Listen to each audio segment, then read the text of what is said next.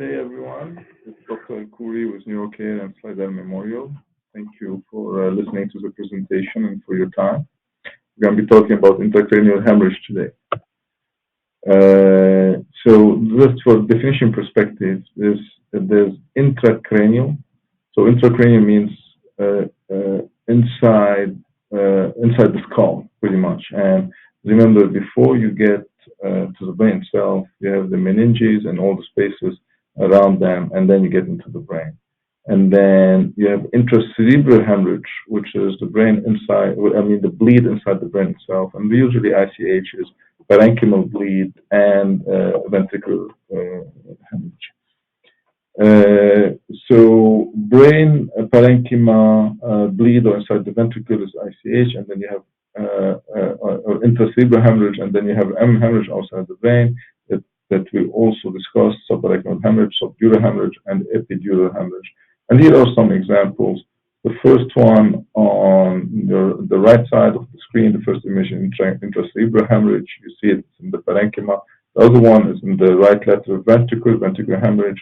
And then you have the subarachnoid bleed, the one in the middle, and then you have the subdural bleed that looks like this, and then you have the epidural, the last one.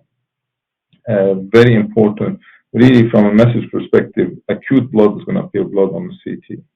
ICH accounts for 8 to 13% of stroke.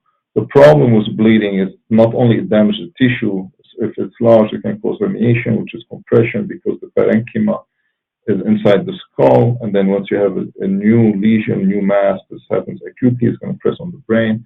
It can cause death due to herniation.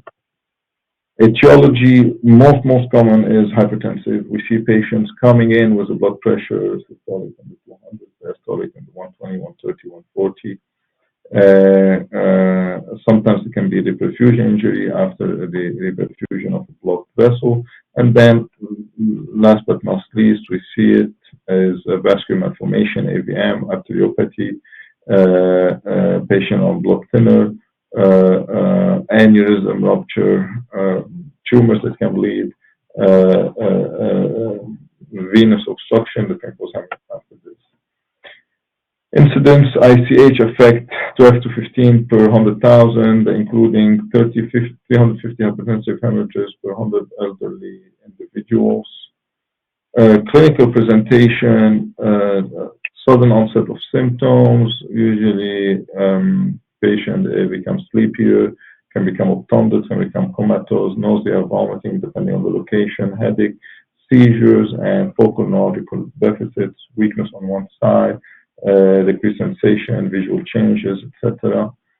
Intracerebral hemorrhage can cause hypertension, can be associated due to hypertension, can cause cardiac arrhythmia, especially with subarachnoid hemorrhage, neck rigidity, subarachnoid hemorrhage, and really the deficit is going to depend on the location.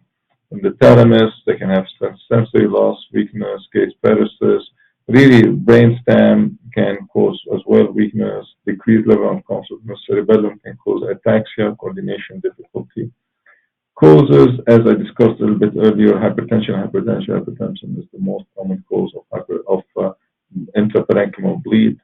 Then you have AVMs, aneurysm rupture, amyloid angiopathy. This is an image where all elderly people can have amyloid deposit and cause bleed in elderly people. Neoplasm, patient on blood thinners, venous thrombosis, moya, sickle cell, and some type of vasculopathy or abnormal vessels. Workup, really we need CBC, PT, PTT, INR, especially if the patient's on Coumadin. Toxicology screen and alcohol level. Toxicology screen check also for cocaine, can cause severe bout of hypertension. Serum chemistries are important too. Imaging for ICH, CT is the gold standard. You can get it very quickly. It takes less than a minute. If it's white in an atypical location, looks like a bleed, it's a bleed. MRI brain. In addition to tell us that there's bleed, it can help us in timing when the bleeding happened. It gives us a little bit more information on the type of bleed, a little bit more information on anatomy.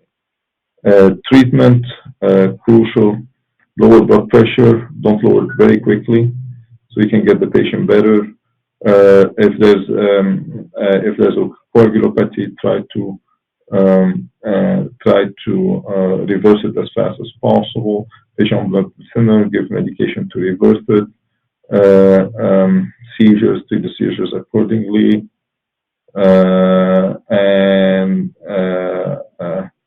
Surgery, obviously, not all bleeds are surgical. However, traumatic can be subarachnoid. Sometimes parenchymal can be. Decompression is the most used option, especially if there's midline shift. It is very important to recognize these patients' acute neurological findings. Clinically, think about bleed, think about acute stroke, time of brain, recognize patients quickly, and we are always available if you have any questions. Thank you very much.